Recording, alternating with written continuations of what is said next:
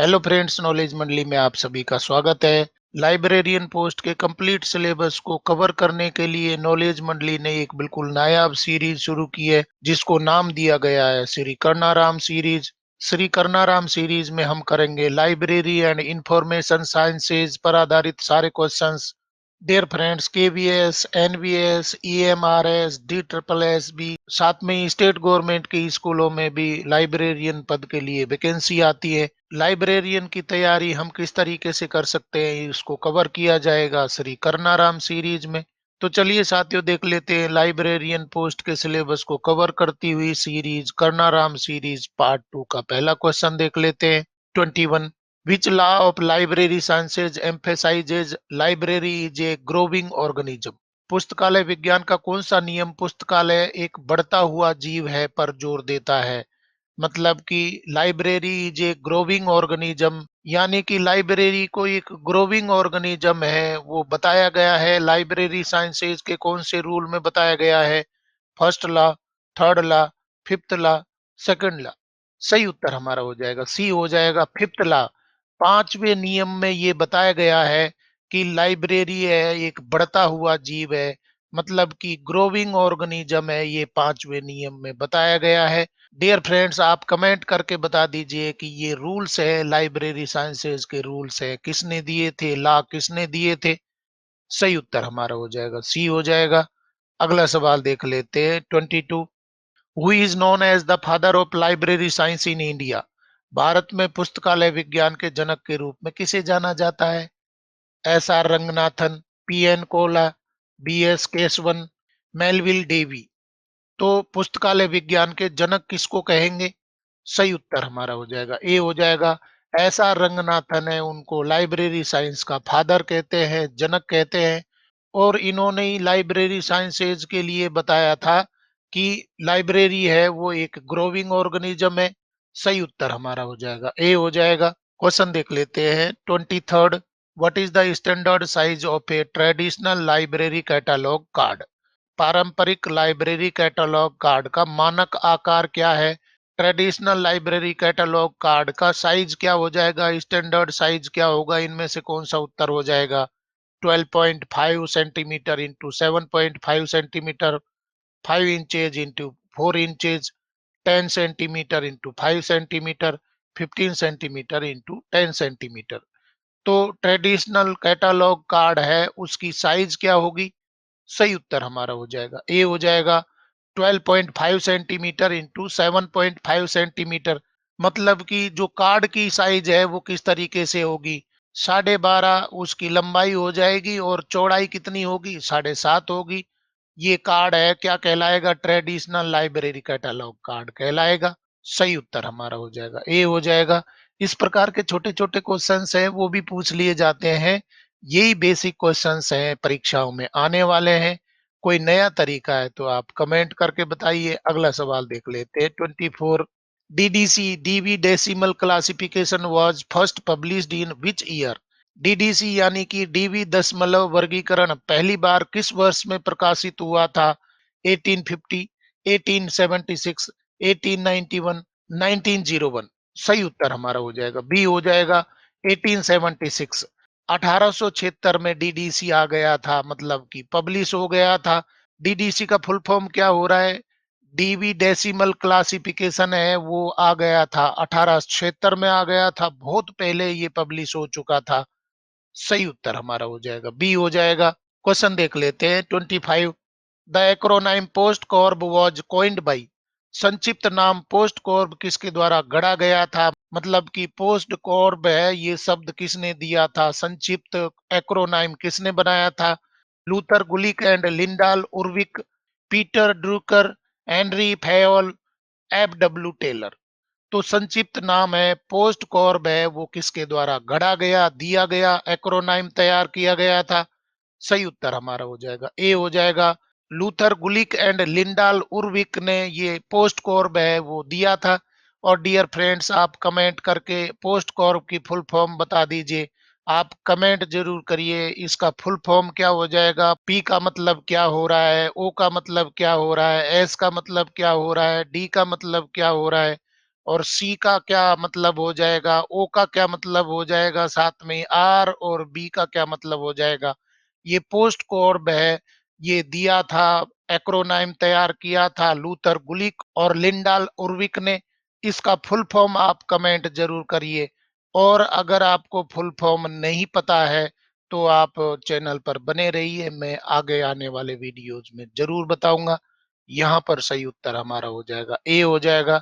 Dear friends, library and information sciences को cover करते हुए चैनल पर एक बिल्कुल नई सीरीज शुरू की गई है, जिसको नाम दिया गया है कन्नाराम सीरीज। अगर आपको कन्नाराम सीरीज के क्वेश्चंस पसंद आ रहे हैं तो लाइक बटन दबाइए, अपने यार दोस्तों को भी बता सकते हैं, आप कमेंट भी कर सकते हैं। क्वेश्चन आ गया हमारा 26। Zero based budgeting Z was first propounded by. शून्य आधारित बजटिंग जेड सबसे पहले किसके द्वारा प्रतिपादित किया गया था। ये बेसिक क्वेश्चन है, परंतु बेसिक क्वेश्चंस है वही गलत करके हम आ जाते हैं। किसके द्वारा प्रतिपादित किया गया था, जेड का फुल फॉर्म भी कई बार पूछ लिया जाता है। किसके द्वारा जेड दिया गया था, Melvil Dewey, S R Ranganathan, Peter Pyhrr, S C Bradford. सही उत्तर हमारा हो जाएगा, सी हो जाएगा। पीटर फेयर है, उसने जेड को प्रपोज्ड किया था। मतलब कि ये जीरो बेस्ड बजटिंग था, जेड है वो किसके द्वारा दिया गया था, पीटर फेयर के द्वारा दिया गया था। सही उत्तर हमारा हो जाएगा, सी हो जाएगा। क्वेश्चन देख लेते हैं 27। What does OPAC stand for. OPAC का मतलब क्या है। बहुत ही आसान क्वेश्चन है, बेस लेवल से मैं आपको लेकर के जा रहा हूं, और डेप्थ पर भी हार्ड क्वेश्चन भी हम चर्चा करेंगे। परंतु शुरुआत के एलिमेंट्री क्वेश्चंस हैं वो भी पूछ लिए जाते हैं। तो ओपेक का फुल फॉर्म आप बता दीजिए। Online public access catalogue, open public access centre, office print access code, online primary access catalogue. OPAC का फुल फॉर्म क्या हो जाएगा। सही उत्तर हमारा हो जाएगा, ए हो जाएगा। ऑनलाइन पब्लिक एसेस कैटालॉग, मतलब कि ओ फॉर ऑनलाइन हो जाएगा, पी फॉर पब्लिक हो जाएगा, ए फॉर एसेस हो जाएगा, और सी फॉर कैटालॉग हो जाएगा। तो जो ऑनलाइन कैटालॉग होता है, पब्लिक के लिए ऑनलाइन कैटालॉग है, वो अवेलेबल होता है, तो उसको आप क्या बोल रहे हैं, ओपेक बोल रहे हैं। सही उत्तर हमारा यहाँ पर हो जाएगा, ए हो जाएगा। Move to question number 28। Which of the following is an open source library management software. निम्नलिखित में से कौन सा एक ओपन सोर्स लाइब्रेरी प्रबंधन सॉफ्टवेयर है। बहुत ही अच्छा क्वेश्चन है। इनमें से कौन सा सॉफ्टवेयर है जिसको ओपन सोर्स लाइब्रेरी मैनेजमेंट के लिए यूज किया जाता है। लिब्सिस, सोल, कोहा, एमएस एक्सेस। तो कौन सा उत्तर ठीक हो जाएगा। निश्चित रूप से आपको पता है, परंतु क्वेश्चंस हैं वो तो इसी प्रकार से बनेंगे। कोई नया तरीका है तो प्लीज आप बता दीजिए कमेंट करके। सही उत्तर हमारा हो जाएगा, सी हो जाएगा, कोहा। कोहा किस प्रकार का सॉफ्टवेयर है। Open source library management software है। सही उत्तर हमारा हो जाएगा, सी हो जाएगा। अगला सवाल देख लेते हैं 29। What are the three planes of work in the theory of library classification proposed by S R Ranganathan. S R Ranganathan द्वारा प्रस्तावित पुस्तकालय वर्गीकरण के सिद्धांत में कार्य के तीन स्तर कौन से हैं। एस आर रंगनाथन द्वारा प्रस्तावित पुस्तकालय वर्गीकरण के सिद्धांत के तीन स्तर हैं, वो कौन कौन से हो जाएंगे जो उसके कार्य को बांटते हैं। Idea, verbal and notional, physical, logical and technical, subject, title and author, local, national and international. तो ये स्तर कौन कौन से हो जाएंगे किसके लिए। पुस्तकालय वर्गीकरण के सिद्धांत में कार्य के तीन स्तर कौन से हो जाएंगे, वर्क के तीन स्तर कौन से हो जाएंगे, जिनको प्रपोज किया था एस आर रंगनाथन ने। सही उत्तर हमारा हो जाएगा, ए हो जाएगा। Idea, verbal and notional. सबसे पहले आइडिया आएगा, फिर वर्बल बनेगा और नोटेशनल। पुस्तकालय वर्गीकरण के सिद्धांत में कार्य के तीन स्तर हो जाएंगे। सही उत्तर हमारा हो जाएगा, ए हो जाएगा। डियर फ्रेंड्स, आप चैनल पर बने रहिए, ये तीन स्तर है उनको डिटेल में हम चर्चा करेंगे। अगला सवाल देख लेते हैं 30। In the 19th edition of DDC, DV decimal classification, how many tables are there? DDC यानी कि डेवी डेसिमल क्लासिफिकेशन के 19वें संस्करण में कुल कितनी तालिकाएं हैं, यानी कि कितनी टेबल बनाई गई हैं। 19वें एडिशन में आपको ध्यान देना है, डीडीसी के 19वें एडिशन में 5, 7, 4, 10। अगर आपने 19th एडिशन पढ़ा हुआ है तो निश्चित रूप से आपको उत्तर पता है। कितने टेबल बताए गए हैं? सही उत्तर हमारा हो जाएगा बी हो जाएगा। 7 टेबल है वो बताए गए हैं। डेवी डेसिमल क्लासिफिकेशन के 19th एडिशन में कितने टेबल बताए गए हैं? 7 टेबल बनाए गए हैं, 7 टेबल्स होते हैं। सही उत्तर हमारा हो जाएगा बी हो जाएगा। The 19th edition has 7 tables whereas the 23rd edition has 6 tables। मतलब कि 19वां एडिशन पूछता है तो 7 टेबल हो जाएंगे, और अगर 23rd एडिशन पूछता है तो 6 टेबल हो जाएंगे। Dear friends, library and information sciences पर आधारित क्वेश्चन सीरीज चल रही है जिसको नाम दिया गया करनाराम series. Dear friends, library science आपने पढ़ी है तो नोमेनक्लेचर है वो बहुत जरूरी होता है। चैनल पर कौन से कंटेंट किस सीरीज में दिए गए हैं, इसलिए इसको नोमेनक्लेचर किया गया है, आसानी से आप उसको खोज सके। अगर आपको लाइब्रेरी साइंस पर आधारित क्वेश्चन सीरीज करनाराम सीरीज पसंद आ रही है तो लाइक बटन दबाइए, अपने यार दोस्तों को भी बता सकते हैं, आप कमेंट भी कर सकते हैं और बेल आइकन भी दबा दीजिए जिससे कि नया कोई अपडेट आए तो आपको अलार्म मिल जाए। देख लेते हैं अगला सवाल 31। Which fundamental category in PMEAST is represented by the comma as a connecting symbol in colon classification? Colon classification में किस मौलिक श्रेणी यानी कि पीएमईएसटी को जोड़ने के प्रतीक के रूप में अल्प विराम कोमा द्वारा दर्शाया गया है? तो कोमा किसको दर्शाने के लिए होता है? Matter, energy, personality, space. आपको बताना है कि फंडामेंटल कैटेगरी बनाई गई है, पीएमईएसटी बताई गई है, जिसमें कोमा है वो क्या चीज को बताता है और ये किस प्रकार का क्लासिफिकेशन है? कॉलन क्लासिफिकेशन है। कॉलन क्लासिफिकेशन क्या होता है उसको भी हम चर्चा करेंगे। अभी हम बेसिक क्वेश्चंस चर्चा कर रहे हैं। कोमा किसको रिप्रेजेंट करता है? सही उत्तर हमारा हो जाएगा सी हो जाएगा, पर्सनैलिटी को। अगर आप कॉलन क्लासिफिकेशन में कोमा लगा रहे हैं तो ये किसको रिप्रेजेंट करता है? पर्सनैलिटी को करता है। सही उत्तर हमारा हो जाएगा सी हो जाएगा। और यहाँ पर पीएमईएसटी क्या है वो भी देख लीजिए। Personality is connected by a comma, matter by a semicolon, और energy by a colon, space by a dot and time by a single inverted comma. तो बहुत अच्छी बात बताई गई है। आप इसको पीएमईएसटी लिख सकते हैं, पीएमईएसटी है उसको इस तरीके से बता सकते हैं। पर्सनैलिटी को रिप्रेजेंट करने के लिए आप क्या कर रहे हैं? कॉमा लगा रहे हैं। अगर आपको मैटर रिप्रेजेंट करना है तो सेमीकोलन लगाएंगे, यहां पर इस तरीके से लगाएंगे। और अगर आपको एनर्जी रिप्रेजेंट करनी है तो कोलोन लगाएंगे एनर्जी रिप्रेजेंट करने के लिए। और स्पेस रिप्रेजेंट करने के लिए आपको क्या लगाना होगा? डॉट लगाना होगा। और साथ में ही टाइम अगर रिप्रेजेंट कर रहे हैं तो आपको क्या लगाना होगा? इन्वर्टेड कोमा लगाना होगा।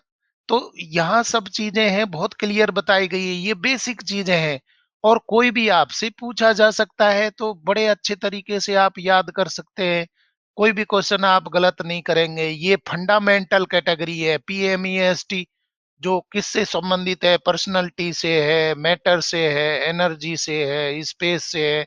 तो उनको कौन से सिंबल से रिप्रेजेंट करेंगे कॉलोन क्लासिफिकेशन में? यहाँ सही उत्तर हो जाएगा सी हो जाएगा। अगला सवाल देख लेते हैं 32। एक्सपेंसिव क्लासिफिकेशन प्रणाली का विकास किसने किया था? इनमें से किनका क्लासिफिकेशन है एक्सपेंसिव क्लासिफिकेशन सिस्टम कहलाता है?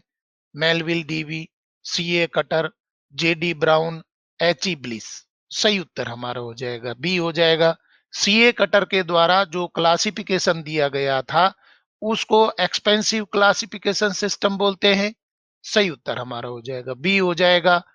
चार्ल्स एमी कटर, पूरा नाम भी पूछ लिया जाता है। Charles Ammi Cutter developed it in 1891 which later influenced the library of Congress classification.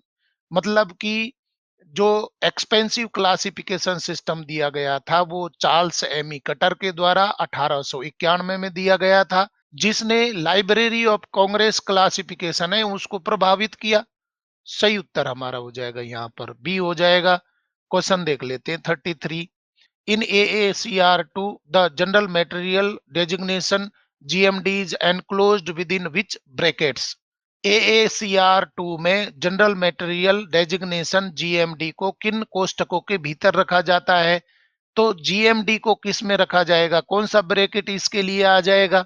Option देख लीजिए, parenthesis, curly brackets, square brackets, angle brackets.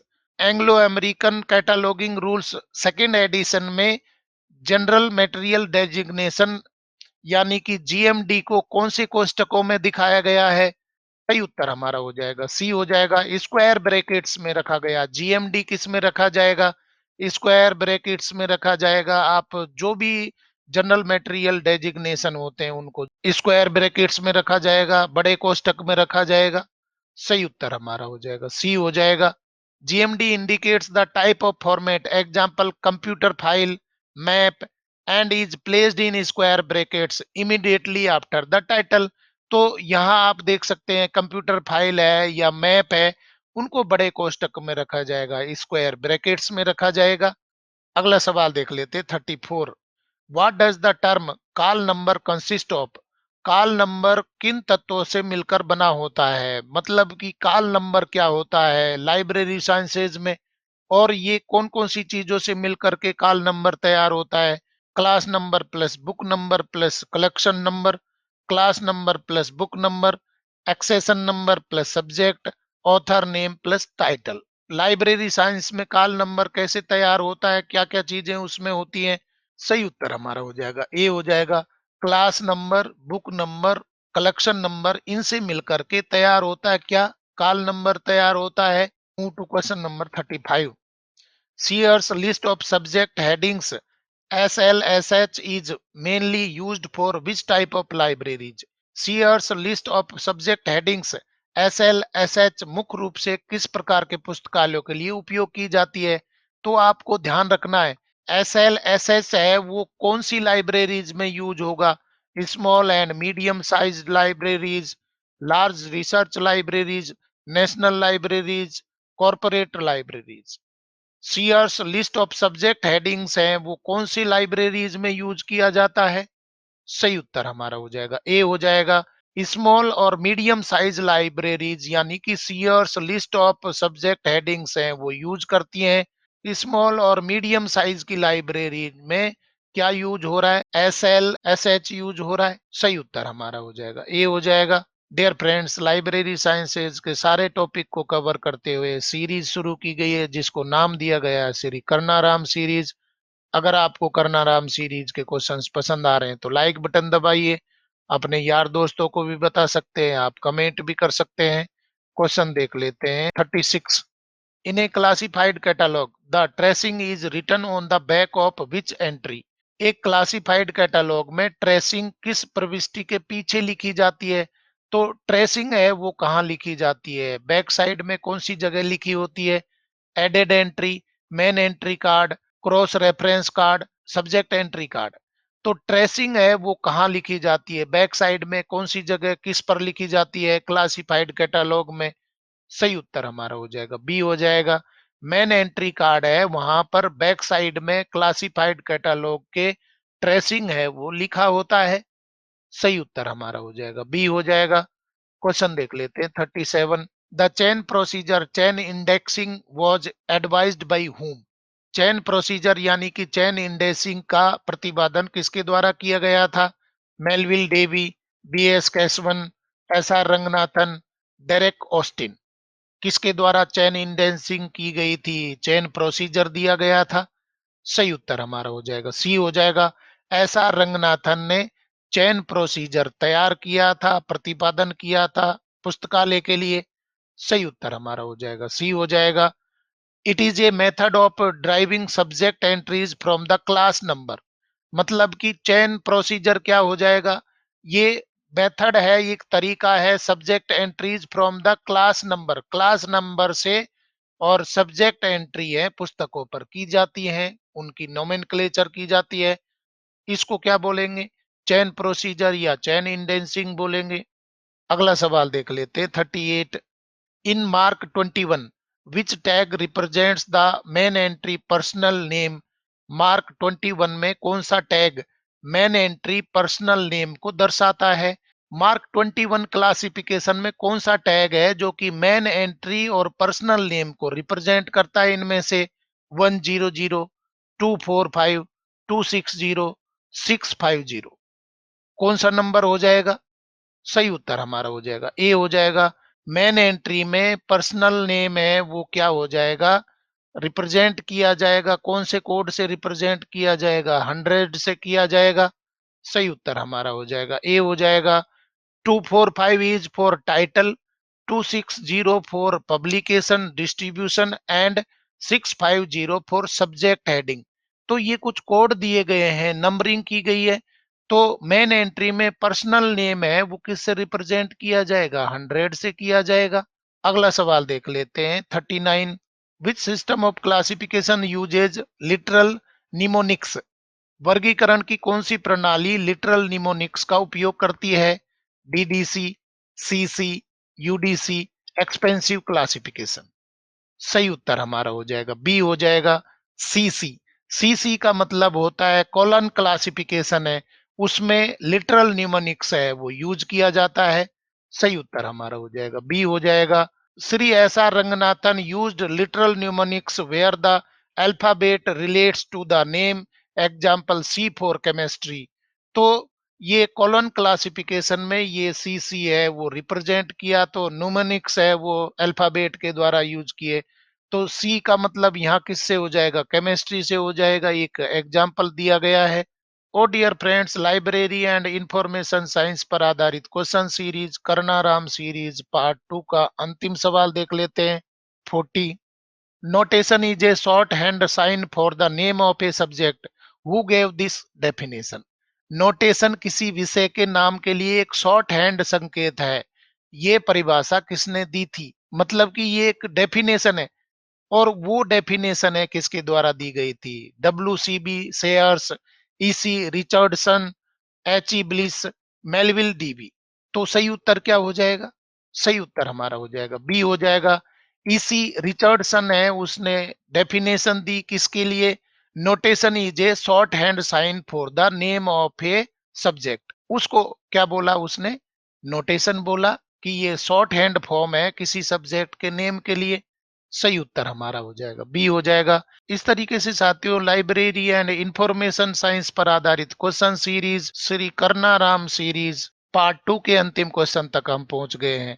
और अभी हम बिल्कुल एलिमेंट्री लेवल के क्वेश्चन कर रहे हैं, शुरुआती क्वेश्चन कर रहे हैं। आगे आने वाली सीरीज में हम डिटेल में भी जाएंगे, हर एक टॉपिक को कवर करेंगे। अगर आपको आज के क्वेश्चंस पसंद आए तो लाइक शेयर करें और चैनल को सब्सक्राइब करना तो बहुत ही जरूरी है, क्योंकि नॉलेज मंडली is the right choice. Thank you very much.